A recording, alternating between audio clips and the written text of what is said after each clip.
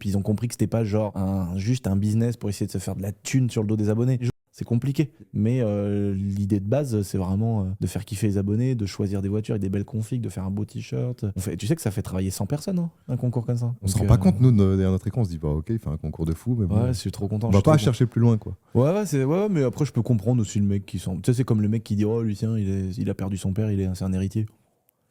Je m'en fous, tu vois, je vais pas faire la guerre à ces gens-là. Mais je comprends parce que moi-même, quand je travaillais chez Kawasaki, que j'étais à 1004 net, et j'ai vu un mec en passer en R8 V8 en 2014 ou 2012. Et j'ai vu ça, et j'avais cette barrière psychologique un peu. Et j'ai vu le mec passer en R8, et je me suis dit, waouh, j'étais pas jaloux, je me disais, putain, bravo, la chance qu'il a. Et d'un autre côté, je me suis dit, putain, jamais j'aurais ça. Et avant de partir de chez Kawa, j'avais une R8 V8 sur le parking. Ah, juste Par avant de contre, la partir. vie, comment elle est faite. Ah, donc t'avais réussi. Et j'ai pas gagné au loto, je me suis démerdé, Tu te donnes les moyens. Ouais, j'ai travaillé comme un fou et tout, à bricoler dans tous les sens, à acheter des motos, les revendre, les voitures. C'est ça qui est beau, c'est quand tu pars de rien et que t'en arrives là. J'ai eu 14 500 euros de mon père. Ah oui, décédé. t'as eu.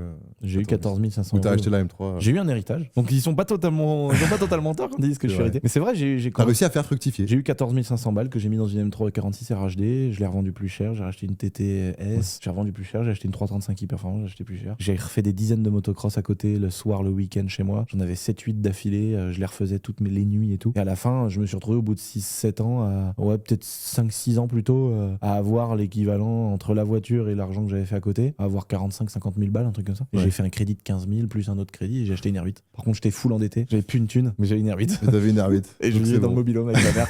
Ouais, putain. Chacun ses priorités. C'était J'ai envie de dire. Tant que t'es heureux en vrai. Trop heureux, mec. C'est ça en fait. Je regrette rien. Aujourd'hui, gros, quand je vois la façon que j'ai de gérer mon argent, je fais tellement gaffe et tout que je me dis, mais à l'époque, j'étais fou. J'étais fou, tu vois. Mais on a kiffé, c'est bien. Et du coup, pour revenir au concours, comment ils participent les gens?